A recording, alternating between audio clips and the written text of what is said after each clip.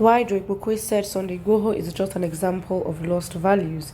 In a recent post on his official Facebook page on Sunday night, July 25th, the Special Assistant to Lagos Governor, Babajide Sanwo-Olu, on drainage and water resources, IGBOKWE, who doubles as a spokesman for the APC Lagos State chapter, has reacted to the arrest of self-acclaimed Yoruba Nation activist and a businessman, Sunday Igboho.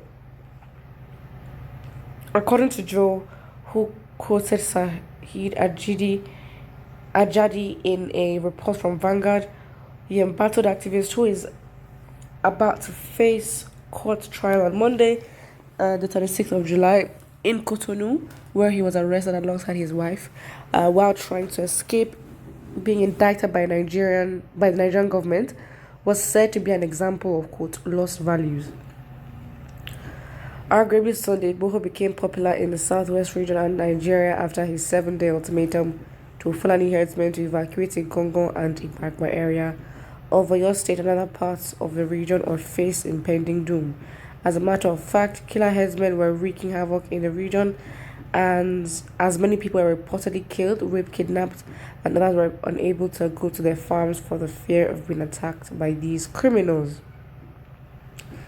However, it was at this point that Igboho took it upon himself to fight for his people. He also took advantage of the moment to confront agitation for Oduduwa Nation.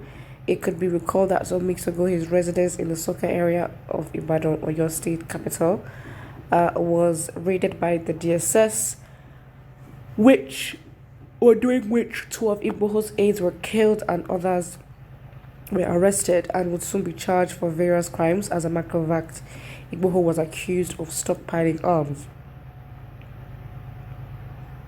It could also be recalled that before the raid in his residence, the Yoruba Nation activist was declared wanted by the same DSS.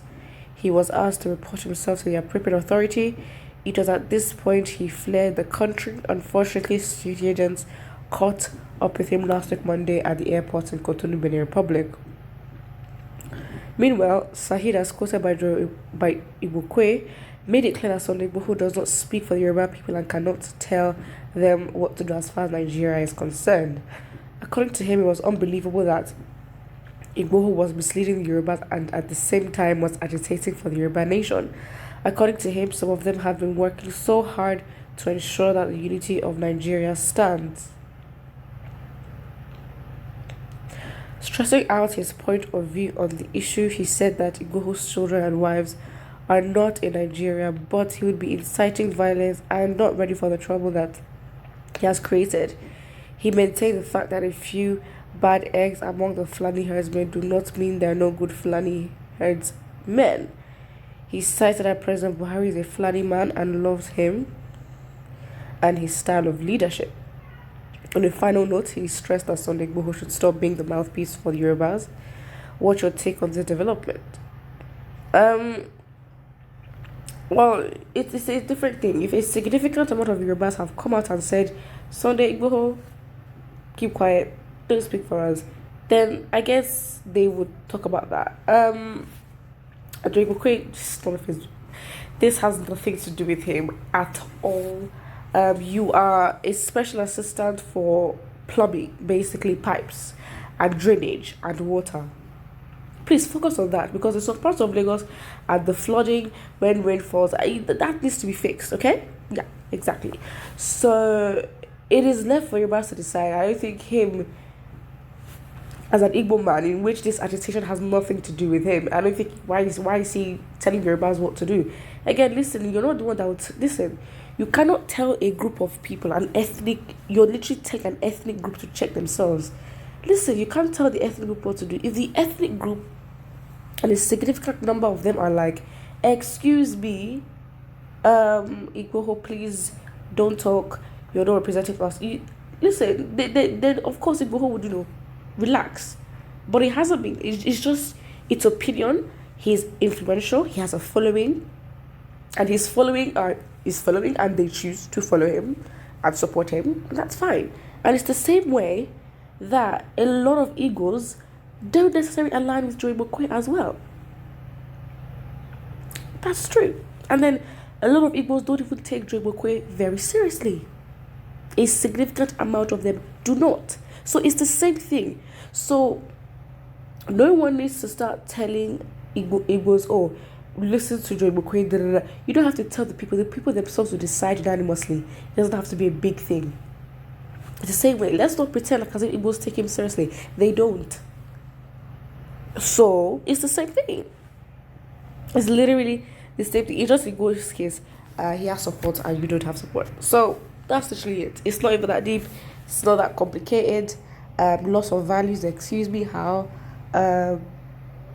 he hasn't killed anybody, and technically if he caused havoc on the day or they warned him, the fact that he had not even done the protest on Saturday that the protest was planning to happen, so on what grounds did they actually invade his house? Because it was very clear that they did not just want to arrest him that day. If they are able to say with chest that they could kill 2 of his aides, then, truth be told, they probably wanted to do the same to him. Absolutely 100%.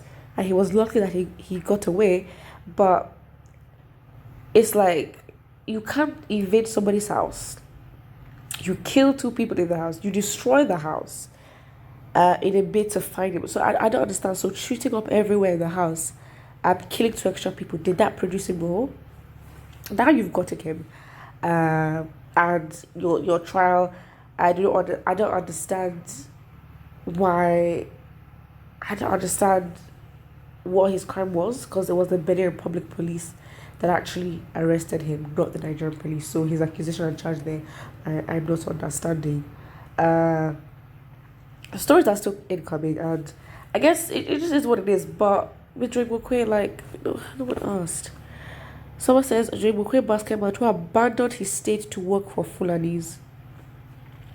If Joy McQuay doesn't know what to say, why can't he keep his mouth shut? Why dabbling is an issue that does not concern him? True, respectfully, you are not part of Yorubas. So, respectfully, just be, reserved.